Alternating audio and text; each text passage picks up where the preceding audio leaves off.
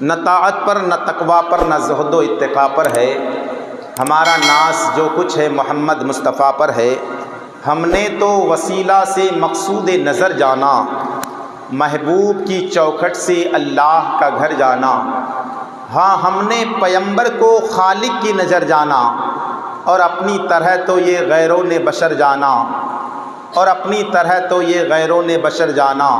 اور ڈھونڈا ہی کرے صدر قیامت کے سپاہی، وہ کس کو ملے جو تیرے دامن میں چھپا ہو۔ حضرات محترم، یہ محرم الحرام کا پیارا مہینہ ہمارے اور آپ کے درمیان سایہ فگن ہے۔ یہ وہ ہفتہ ہے جس میں ایک عظیم ذات خیر التابعی، جس کو دنیا حضرت سیدنا خواجہ حسن بصری رضی اللہ تعالیٰ عنہ کے عرس پاک کا بھی ہفتہ ہے، اور ساتھ ہی ساتھ ایک ذات بابرکات جس کو دنیا حضرت بابا فرید الدین مسعود گنج شکر رحمۃ اللہ تعالیٰ علیہ ان کا عرس پاک کا بھی ہفتہ ہے۔ ساتھ ہی ساتھ شہزادہ خلیفہ اعلیٰ حضرت شیر بیش اہل سنت مولانا حشمت علی خان رحمۃ اللہ تعالیٰ علیہ ان کا بھی عرس پاک ہے، اور ساتھ ہی ساتھ خلیفہ مفتی اعظم ہند سید تراب الحق قادری رحمۃ اللہ تعالیٰ علیہ کے عرس پاک کا بھی ہفتہ ہے۔ یعنی ایک ایک چیز ایسی ہے کہ ایک ایک چیز کے اور ایک ایک ذات کا ذکر کروں تو واقعی میں کما حق کو ایک ایک کا ذکر نہ ہو۔ آپ جانتے کہ حسن بصری کی ذات کون ہے، حضرت بابا فرید الدین مسعود گنج شکر رحمۃ اللہ علیہ کی ذات کون ہے۔ میں وہی ابھی جس کا ذکر کیا، جس کو دنیا علاء الدین علی احمد صابر پاک کہتی ہے، اسی ہندوستان کی سرزمین پر کلیر شریف جس کا مزار اقدس ہے، اسی کے پیر و مرشد، اسی کے ماموں جان کا نام حضرت بابا فرید الدین گنج شکر رحمۃ اللہ تعالیٰ علیہ ہے۔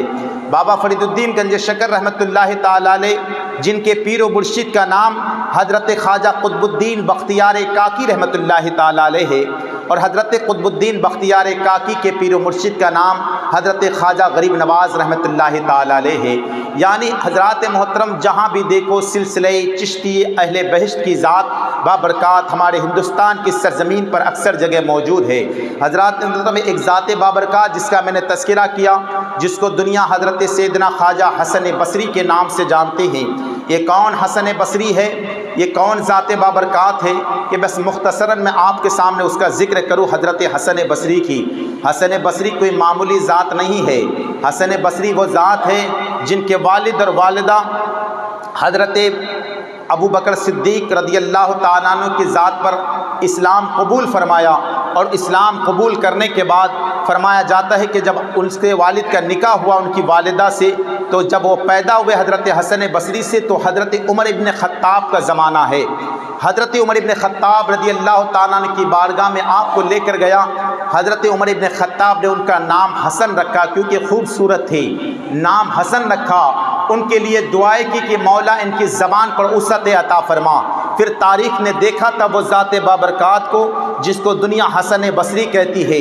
اللہ اللہ، وہ ذات بابرکات کہ جدھر سے چلے لوگوں نے ان کے چہرے کو دیکھ کر اسلام قبول کیا ہے، وہ حسن بصری کی ذات ہے۔ جب پیدا ان کی ماں کون تھی؟ ام سلمہ رضی اللہ تعالیٰ عنہ۔ یہ ام سلمہ ہے، کون ہے؟ حضرت سرکار دو عالم صلی اللہ علیہ وسلم کی بیوی کا نام ام سلمہ ہے۔ یہ ام المومنین ہے، مسلمانوں کی ماں ہے، اور مسلمانوں کی ماں ام سلمہ جس کی باندی آپ کی حضرت خواجہ حسن بصری کی والدہ جو ہے، ان کی باندی رہا کرتی، ان کے کام کرنے والی ہے۔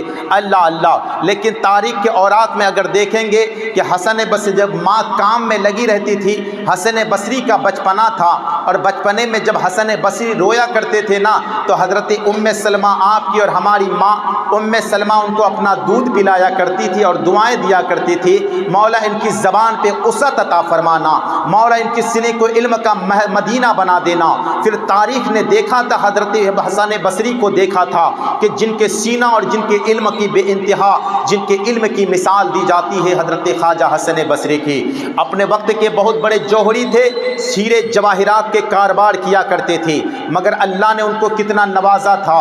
اللہ تبارک و تعالیٰ اتنے بڑے ولی کامل اور اتنے بڑے پائے کی شخصیت حضرت خواجہ حسن بصری ہے کہ اللہ اللہ ایک مثال دی جاتی ہے حضرت حسن بصری کی، جن کے ہاتھ پر توبہ کرنے والا اپنے وقت کا ولی کامل بن گیا ہے، جن کے ساتھ میں رہنے والا اپنے وقت کا بہت بڑے پائے کی شخصیتیں بن چکی ہے۔ اللہ اللہ جس نے مصطفیٰ کو دیکھا تو نہیں ہے مگر زمانہ عمر ابن خطاب نے جس کا نام رکھا ہو، علی کرم اللہ وجہ الکریم جس کے پیر و مرشد کا نام علی ہو، بتا اس کا معاملات کیا ہوا ہوگا۔ آج میں نے کتاب کا مطالعہ کیا تو اس مطالعے میں ایک واقعہ میری نگاہوں سے گزرا، حالانکہ اس واقعے کی تحقیق تو کسی کتابوں میں نہ دی گئی مگر کتاب کے حوالے سے میں آپ کے سامنے ذکر کروں۔ میرے مصطفیٰ جان رحمت صلی اللہ تعالی علیہ وسلم جب معراج پہ گئے اور معراج میں جانے کے بعد ہی جنت کا مشاہدہ کیا، اس جنت میں ایک محل تھا جو ہیرے جواہرات اور سونے سے تھا، اس سونے کا دروازہ بھی تھا، اس کے اندر سونے کے تالے بھی لگے ہوئے تھے۔ جبریل سے کہا گیا جبریل یہ دروازہ کھول دیا جائے، جبریل نے کہا پہلے پروردگار اجازت دے تو میں کھولوں، پروردگار کی جانب سے اجازت مل گئی، دروازہ کھول دیا گیا۔ دروازہ کھولا گیا تو اس محل کے اندر ایک صندوق تھا، اس صندوق کو کہا کہ صندوق کھولا جائے، کہ رب کا حکم ہو تو کھول دیا جائے۔ جو اس کے اندر تالے تھے، جو قفل لگے ہوئے تھے وہ بھی سونے کا تھا، تالا کھول دیا گیا، اس کے اندر ایک اور صندوق موجود تھا، اس کا بھی معاملات وہی تھا۔ نہ جانے کتنے صندوقوں کے اندر صندوق کھولا گیا، اس کے اندر ایک جبہ مبارکہ نکلا تھا۔ اس جبہ مبارکہ کا حال یہ ہے، وہ سرکار دو عالم صلی اللہ تعالی علیہ وسلم نے فرمایا جبرائیل یہ جبہ مجھے عنایت کر دیا جائے۔ اللہ اللہ پہلے پروردگار کا حکم تو ہو جائے، رب نے حکم دیا محبوب کو دے دیا جائے۔ جبرائیل نے عرض کیا تھا آقا معاملات یہ ہے، آج تک آدم سے لے کر عیسیٰ علیہ نبینا تک جتنے نبی آئے نا کسی کو یہ جبہ دیا نہیں گیا ہے، اللہ اکبر، اللہ تبارک و تعالیٰ نے اپنے محبوب کو عطا کیا ہے۔ میرے سرکار دو عالم صلی اللہ تعالی علیہ وسلم معراج کی رات وہ جبہ لے کر چلے ہیں، تاریخ کے اوراق میں ہے کہ جبہ لے کر جب چلے ہیں میرے سرکار معراج سے واپس ہوئے، اور جب سرکار دو عالم صلی اللہ تعالی علیہ وسلم کا زمانہ آخری آیا تو سرکار نے وہ جبہ مبارک علی کرم اللہ وجہ الکریم کو عطا فرمایا۔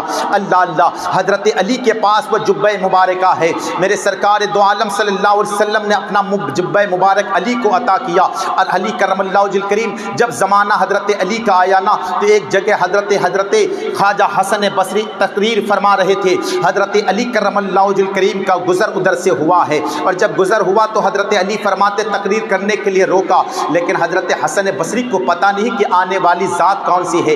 حضرت علی آگے بڑھ گئے، کسی نے کہا او حسن بصری تجھے پتہ نہیں ہے یہ آنے والی ذات علی کرم اللہ وجہ الکریم ہے۔ اتنا سننا تھا حسن بصری نے، جتنا سنا فوراً جا کے قدموں سے لپٹ گیا، آقا مجھے معاف فرما دیجئے۔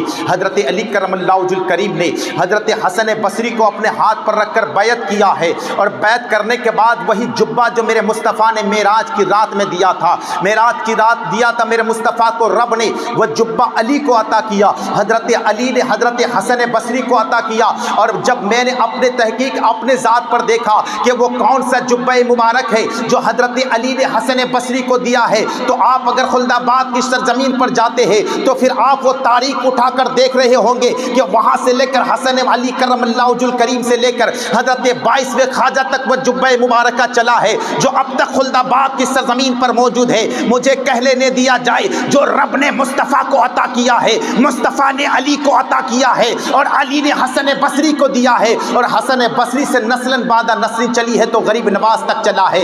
غریب نواز نے وہ جبہ مبارک اگر عطا کیا ہے تو فرمایا جاتا ہے بختیار کاکی کو عطا کیا، بختیار کاکی کو اگر وہ جبہ مبارک دیا ہے تو پھر بختیار کاکی نے وہی جبہ مبارک حضرت بابا فرید الدین گنج شکر رحمت اللہ علیہ کو دیا ہے۔ بابا فرید الدین گنج شکر رحمت اللہ تعالی علیہ نے وہی جبہ مبارک کو حضرت خواجہ نظام الدین محبوب الہی کو دیا ہے۔ محبوب الہی نے وہی جبہ مبارک 21ویں خواجہ حضرت برہان الدین غریب رحمت اللہ علیہ کو دیا ہے، اور انہوں نے اپنا جبہ مبارک 22ویں خواجہ کو عطا کر دیا ہے۔ حضرات محترم یہ تاریخ ہے، اگر آپ اس تاریخ کا جائزہ لیں گے تو پتہ چلے گا کتنے خوش قسمت ہے وہ انسان جو جنت سے وہ جبہ چلا ہے اور آپ اپنی نگاہوں سے مشاہدہ کر رہے ہیں۔ تو یہ حسن بصری کی ذات ہے۔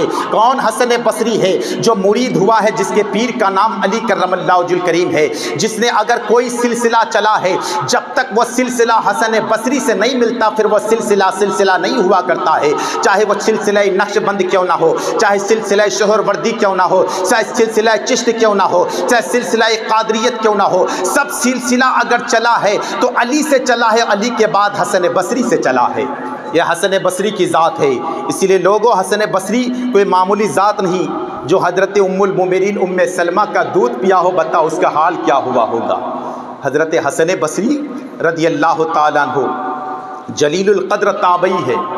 اور تابعی کیسے ہیں؟ اللہ اللہ، لوگوں کو حدیث قرآن پڑھا رہے ہیں، درس دے رہے ہیں۔ معاملات یہ آپ کا درس دینا، قرآن پڑھانا، حدیث کا درس دینا۔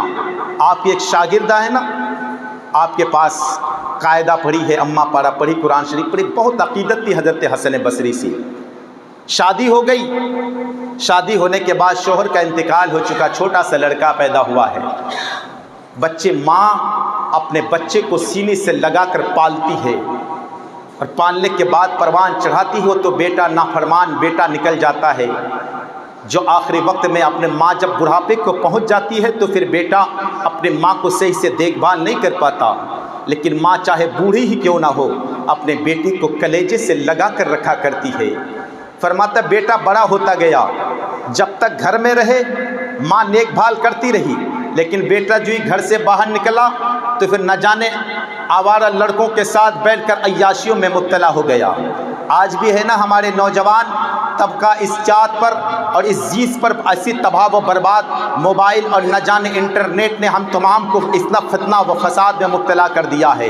ہم ہر چیز دیکھتے سوشل میڈیا پر، یا مسلمانوں کو مارا جا رہا ہے، یہاں کاٹا جا رہا ہے، یا مسجدوں کو بلڈوزر چلایا جا رہا ہے، یا خانقاہوں کو تباہ و برباد کیا جا رہا ہے۔ آپ نے دیکھا سوشل میڈیا پہ وہ اس سے شیئر کر دیتا ہے۔ یار شیئر کرنے سے اگر مسجدیں بچ جاتی تو ہمارے صحابہ قربانیاں نہ دیا کرتی، اگر شیئر کرنے سے اگر ادھر ادھر بات پھیلانے سے بچ جایا کرتی تو ہمارے صحابہ کربلا میں نہ جایا کرتی۔ پتہ یہ چلا کہ لوگوں ایمانی جذبہ دل کے اندر ہے، جب تک ہو سکے اپنے دل میں پختہ عزم کر لو کہ مولا خون کا ایک قطرہ بھی رہے تو اسلام کے خاطر زندہ رہیں گے اور اسلام کے خاطر مریں گے۔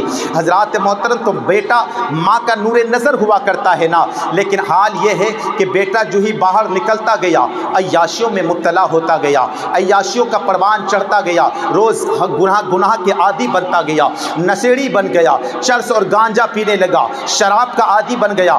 ماں روز سمجھاتی ہے بیٹا یہ کام مت کیا کر، اس سے تمہاری زندگی آخرت دونوں تباہ ہو جائے گی، مگر بیٹا تھا گھر میں تو سدھر کے رہتا تھا، جو ہی باہر نکلا تو مانتا نہیں تھا۔ ماں روز حسن بصری کی بارگاہ میں جاتی تھی، دعا کرواتی تھی کہ حضور دعا کر دیجئے میرے بیٹے کے لیے، میرے بیٹے کے لیے دعا کر دیجئے۔ بیٹا قریب آتا تھا، حضرت حسن بصری گھنٹوں گھنٹہ بیٹھ کے سمجھایا کرتے تھے، مگر بچہ ہے کہ مان تو لیتا تھا، جانے کے بعد وہی کام کیا کرتا تھا۔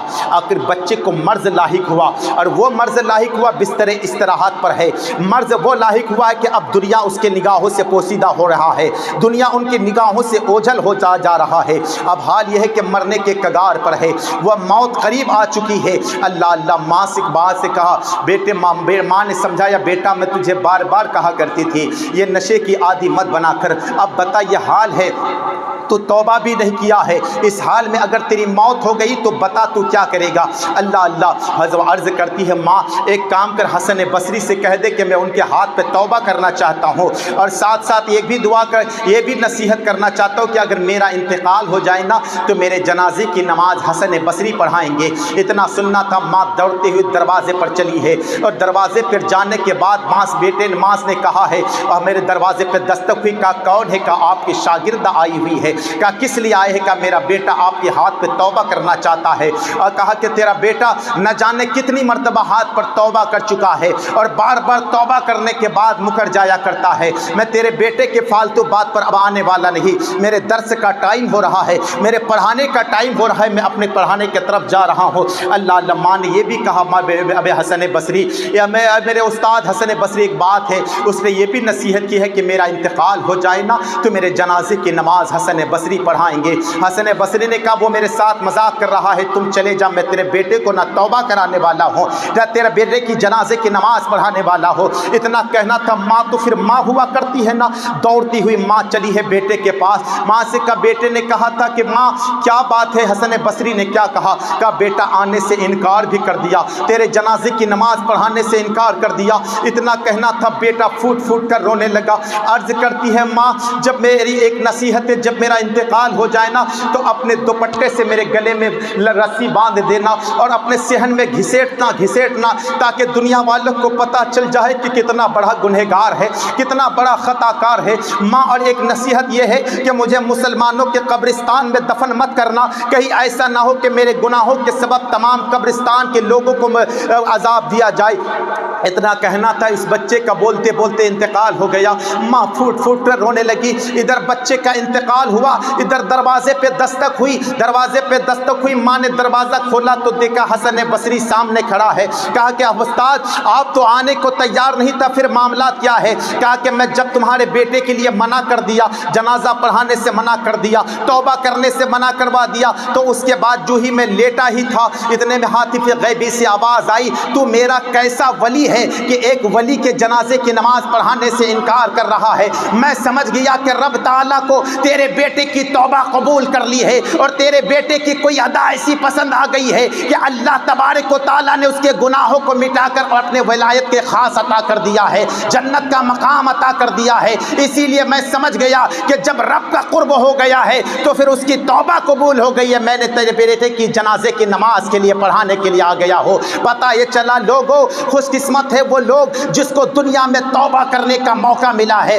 جس کو اپنے گناہوں پر شرمندہ ہونے کا موقع ملا ہے۔ کتنے اتنے گنہگار تھے جو شراب پی پی کر جہنم کے قبر کے گڈھے میں چلے گئے، جوا کھیل کھیل کر جہنم کے گڈھے میں چلے گئے، گناہ کر کر کے قبر کے گڈھے میں چلے گئے، توبہ کرنے کی مہلت تک نہ ملی۔ لوگوں کتنے خوش قسمت ہے کہ اللہ نے آپ کو مرنے سے پہلے توبہ کا دروازہ کھولا رکھا ہے، مرنے سے پہلے اللہ نے تمہارے لیے جنت کا دروازہ کھول کے رکھا ہے کہ اے میرے گنہگار بندے، چاہے تو کتنا گناہ کر لے، تیری رحمت اتنی بڑی ہے کہ تو ایک مرتبہ صدق دل سے توبہ کر لے، تیری گناہوں کو مٹا کر میں تجھے جنت کا پروانہ بنا دوں گا، میں تیری خطاؤں کو مٹا کر جنت کا پروانہ بنا دوں گا۔ تو حضرات محترم، وقت ہے، وقت رہنے سے پہلے، وقت مرنے سے پہلے کم سے کم اللہ تجھے توفیق دے کہ گناہوں سے مٹا کر تمہیں جنت کا پروانہ بنا دے۔ تو یہی سیدنا حسن بصری کی ذات ہے۔ اللہ نے وہ مقام عطا کیا حسن بصری کو کہ ان کے ہاتھ پر توبہ کرنے والے کو اللہ جنت عطا کر دے۔ یہ حسن بصری کو آپ کم مت سمجھے، اللہ نے کتنا مقام عطا فرما دیا۔ ایک عورت آئی حسن بصری کی بارگاہ میں اور عرض کرتی ہے، حضور میری ایک لڑکی تھی، انتقال ہو گئی۔ جب انتقال ہوگی تو میرے دل میں تمنا یہ ہے کہ میں اسے خواب میں دیکھوں۔ آپ کوئی وظیفہ بتا دیجئے کہ میں اپنی لڑکی کو خواب میں دیکھوں، میں بہت محبت کرتا ہوں، میری ایک ہی لڑکی تھی۔ حضرت حسن بصری نے فرمایا، مائی چلا جا اور جانے کے بعد روز عشاء کی نماز پڑھ لینا، عشاء کی نماز کے بعد کچھ درود شریف، کچھ وظائف بتایا، جا اس کو پڑھ کے سو جانا، تیری لڑکی خواب میں آ جائے گی۔ اتنا کہنا تھا، عورت گھر گئی، گھر جانے کے بعد نماز عشاء پڑھی، کچھ وظائف پڑھ کے وہ عورت سوئی تو چونک کے بیدار ہوئی حسن بصری کی بارگاہ میں۔ کہا کیا ہوا؟ کہا میں نے اپنے لڑکی کو خواب میں دیکھا کہ وہ جہنم کے عذاب میں مبتلا ہے، جہنم کے عذاب میں طرح طریقے سے عذاب مسلط ہو رہا ہے۔ اللہ اتنا کہنا تھا، حسن بصری نے فرمایا جا ماں کچھ اور وظیفہ کر۔ اتنے میں حسن بصری جب رات میں سوئے تو خواب میں کیا دیکھ رہے کہ وہی لڑکی جنت کے باغات میں ٹہل رہی ہے، جنت کے باغات میں ٹہل رہی ہے۔ یہ کتاب ہے درود شریف کے فضائل کے تعلق سے اس میں وہ واقعہ موجود ہے۔ فرماتا ہے کہ جنت کے باغات میں ٹہل رہے۔ حسن بصری نے فرمایا کل تیری ماں نے تجھے خواب میں دیکھا تھا اور یہ دیکھا تھا کہ تو جہنم کے عذاب میں مبتلا ہے، آج تجھے میں جنت میں دیکھ رہا ہوں، معاملات کیا ہے؟ تو عورت لڑکی فرماتی ہے کہ واقعی میں ہمارے اوپر جہنم کے عذاب مسلط تھے، سب پر جہنم کے عذاب ہو رہے تھے، مگر اتنے میں ایک نیک آدمی کا گزر قبرستان سے ہوا تھا اور اس نے درود شریف پڑھ کر قبرستان والے کو بخشا تھا، جس کے صدقے سے اللہ نے پورے قبرستان سے عذاب اٹھا لیا ہے۔ مجھے کہہ لینے دیا جائے کہ اگر کوئی درود شریف پڑھ کے قبرستان والے کو بخش دے، اللہ اس قبرستان سے مردوں کے عذاب کو ختم کر دیا کرتا ہے۔